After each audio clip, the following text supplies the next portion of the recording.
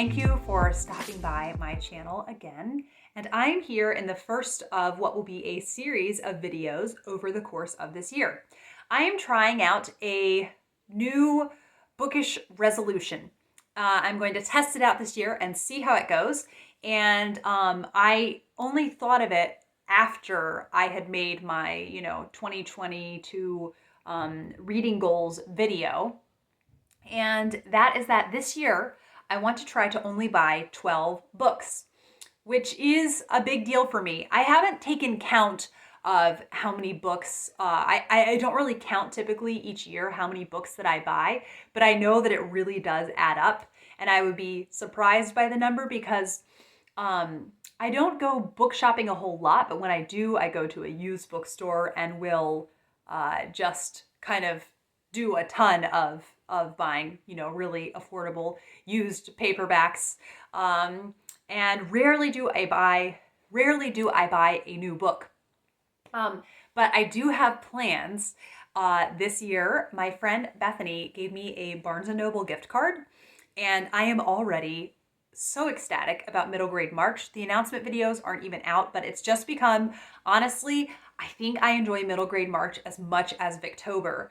It's the two different vibes of my reading life, whereas in the fall, I kind of just really sink into this intense, atmospheric kind of mood reading. Then in the spring, I want all of the brightness and these just kind of life-softening type books to read. And I also love that Middle Grade March takes place over the month of March. Obviously, it's in the name, but I think it's a great way to transition out of winter into springtime. Even though it's still pretty cold, we're starting to get a lot more daylight, and it's just a marvelous time of year. So I already have planned the last Saturday before Middle Grade March. I'm going to make a big morning of it in Barnes & Noble and browse with my gift card, browse a ton of the middle grade books, and hopefully I'll find a middle grade book that I actually want to buy. And I just think that would be nice. Maybe spend some time in the cafe, and I'm very excited for that. So I did buy a couple books at the very end of the year, and then, as soon as January 1st hit, I was like, okay, this begins my 12 book fast. I'm a little bit inspired by Simon from, oh goodness, he's the host of Tea or Books, and now I'm forgetting, I'll link his Instagram down below. I'm forgetting the name of his Instagram. And I don't want to say the wrong name. So I am inspired. He has done kind of a reduced book buying. And so I like that it's kind of a compromise between a book buying ban and just no rules. And kind of the impression that I got from his kind of book buying diet of sorts that he had was that the books that he ended up picking were books that he was exceptionally excited about, that he had gotten. And really, I feel like you end up with an even more curated library than you would if you didn't have those restrictions. So I like that, there's definitely some wiggle room in there. 12 books to your average citizen would probably be a lot to buy in a year to people that don't read that much. And the library has so much of what I want. So typically what I like to buy are favorite books, a book that I read through the library. I really do love using the library, but if it's a favorite book that I'm like, oh, I just really, really want this, I will buy it. Obviously, if it's a book the library doesn't have, like some of the more kind of obscure modern classics that I'm interested in. And also if it's a really long classic and I don't want the pressure of having to return it back to the library, even if I can renew it once, still a really lengthy classic, 6 weeks is not going to seem like that long for you to have it. So I thought I was going to go through all of January without buying any books. But I ended up, towards the end of the month, through a set of circumstances, I realized I had to have this book. So I will be doing a video to tell you about each book that I buy. So I'm just calling it Book Buying Confessions. So you will see a book haul for me and one book per video, unless for some reason or other I buy a couple books at a time. Yes, so the reason I was inspired is twofold, and I'm going to tell you about these two books that I am currently reading. And the first is The Joy of the Snow by Elizabeth Goudge. So I love Elizabeth Goudge. Here is my Elizabeth Goudge books. I have not read nearly as many as I would like to, so I would like to steadily keep reading more from her, and you'll be hearing in my January wrap-up, you'll be hearing my thoughts on Towers in the Mist. And this summer, I would really like to read The White Witch, and then also possibly Gentian Hill. But anyhow, The Joy of the Snow is her autobiography, and it's filled with beautiful, beautiful writing. I don't think I'm enjoying it quite as much as her fiction, but I'm definitely enjoying it. And there are some autobiographies that I kind of am like, they're fine. I like them, but I don't feel compelled to read them in completion. And this I definitely do. Like Agatha Christie's autobiography and unfortunately Beverly Cleary's were both ones that I enjoyed a moderate amount, but just I didn't feel motivated to read the book in completion. But in this book, she quoted William Wordsworth, and it seems like the stars are really aligning for me reading some William Wordsworth poetry, because when I Googled William Wordsworth, I knew he was a Regency era poet, and Febregency is coming up. But the first thing that popped up was the Prelude, which is a narrative autobiographical poem that he wrote. And the reason I'm feeling extra open to narrative poetry is this other book that I'm currently reading, and this one has a more interesting cover for you. And this is The Ring and the Book by Robert Browning. I'm doing this as a buddy read with Roz from Scally Dandling about the books. And we started this in Victober, and then I just did not have much wind in my sails with this for a couple months, and then now I've picked back up with it, and I'm really enjoying this.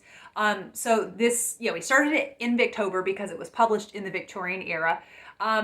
It's written in 12 volumes, or 12 books. So now Roz and I have both finished the first 4 books. And I am enjoying this so much more than anticipated. I was intrigued by the synopsis of it, and that it's based on a real murder trial that happened in 1698. It contained documents. And Robert Browning found an old book while he was in Florence, and the old book contained documents relating to the trial of Count Guido Franceschini for the murder of his wife. And that's so sad. They don't put her name on there. And his wife is Pompilia, whom he accused of adultery with a young priest. So it just sounds, really, I don't know, just there's going to be a lot that will be kind of shocking and intriguing in this, kind of like a true crime poem, basically. And we've read the first 4 volumes, like I said, and I am really, really enjoying this. The first volume was rough. And I thought, I don't know, what did I do? And I initiated the buddy read, and Jennifer Brooks had started with us, and maybe she'll pick up again eventually. So I was pleased though, after the first book, which was really rough going, a rough way to start this, then the next 3 books have been much more engaging, and the language has felt less daunting as I read it. So I need to listen to Roz's messages about book 4 and respond to her, because I just finished this morning.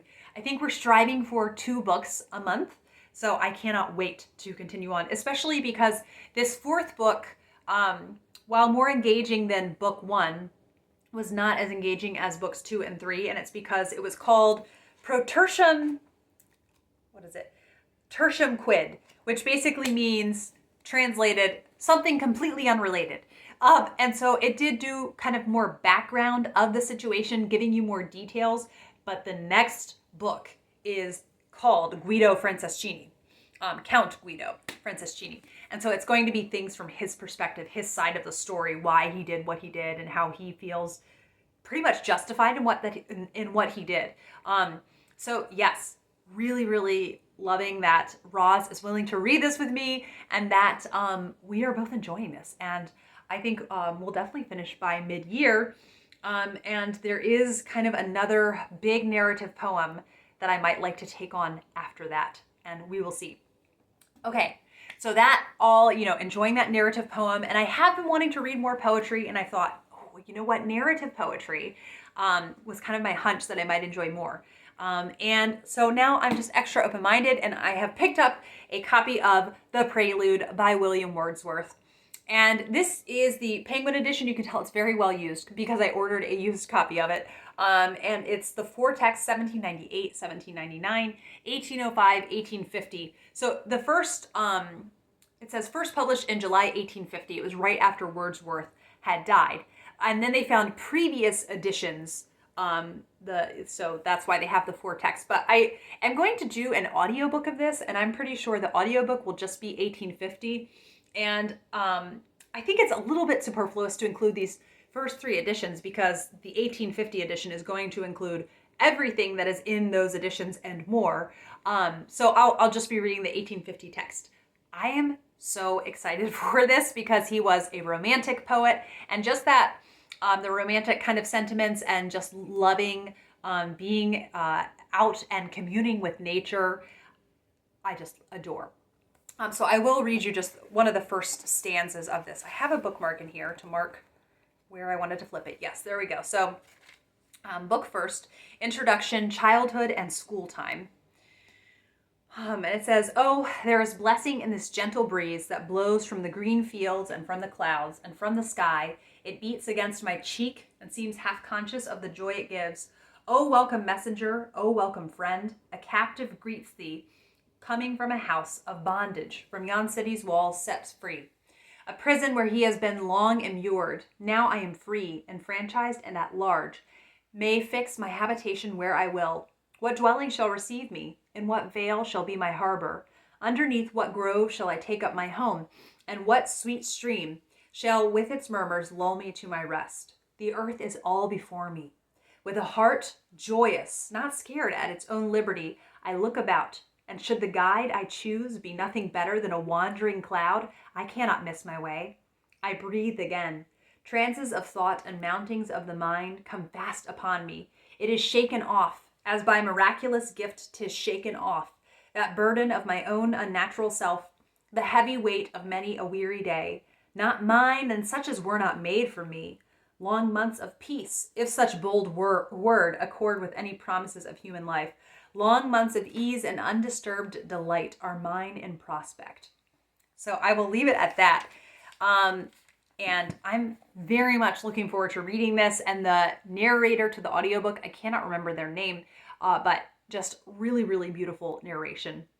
And then it's just, I think Febregency, I am participating in it. I thought I wasn't interested in much literature from that era other than Jane Austen. And then this happened. And then I was reminded at the first Kindred Spirits book club meeting, I host a Kindred Spirits book club, and we are going to be reading and discussing books on Zoom and then kind of having some more informal meetings as well. And the first book that we discussed was Emily of Deep Valley by Maud Hart Lovelace of Betsy Tacy fame. And then we're going to be reading The Railway Children in the month of March. Very, very excited. So it is also coinciding with middle grade March.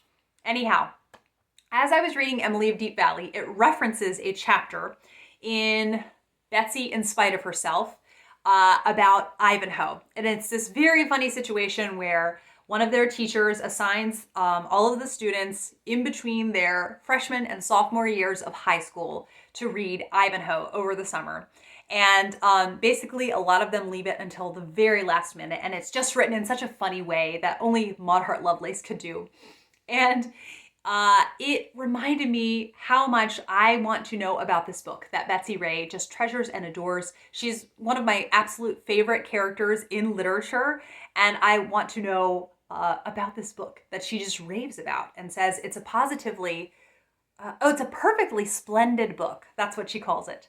And I really want to read it. So I do feel quite intimidated by Ivanhoe, but it's been long enough. I did actually start it last summer and I was enjoying it. And then I got sidetracked with other things.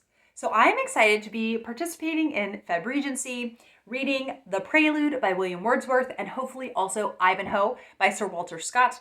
I will let you know how all that reading goes. It will be in my February reading wrap up. And I think I will leave it here and I will be back for my next book buying confession, and I don't know what it's going to be. Right now, I don't have the itch to buy anything, but something will happen. You know how it is as a reader. Alrighty, thanks everyone for watching, and I will be back with another video soon. Bye.